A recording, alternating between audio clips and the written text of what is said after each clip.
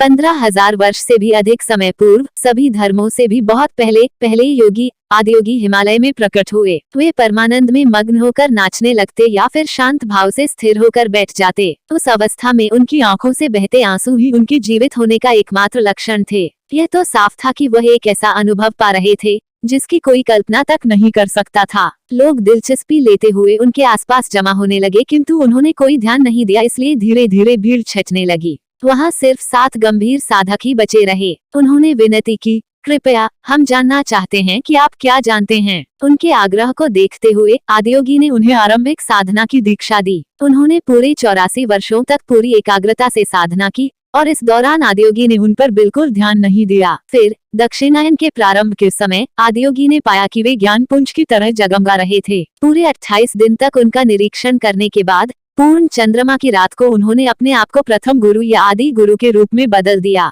इस रात को हम आज गुरु पूर्णिमा के नाम से जानते हैं। कांति सरोवर के तट पर आदियोगी ने अपने पहले 7 शिष्यों को योग विज्ञान का प्रतिपादन आरंभ किया। वही 7 शिष्य सप्त ऋषि के नाम से जाने जाते हैं। उन्होंने ऐसे 112 उपाय प्रस्तुत किए जिनके माध्यम से मनुष्य अपनी सीमाओं से परे जाकर अपनी अधिकतम संभावना तक पहुंच सकते हैं। आदियोगी ने व्यक्तिगत रूपांतरण के साधन दिए क्योंकि यही संसार के रूपांतरण का एकमात्र उपाय है। उनका बुनियादी संदेश है, अंदर की ओर मुड़ना ही मनुष्यों के कल्याण और मुक्ति का इकलौता साधन है। अब समय आ गया है कि हम मनुष्य के कल्याण के लिए चेतना संबंधी तकनीकों के साथ काम करें। आदियोगी का अस्तित्व सभी धर्मों से पहले का है। उनके उपायों और साधनों की सर्वव्यापकता का उत्सव मनाने के लिए ही यह 112 फीट ऊंचाई का अद्भुत मुख बनाया गया है।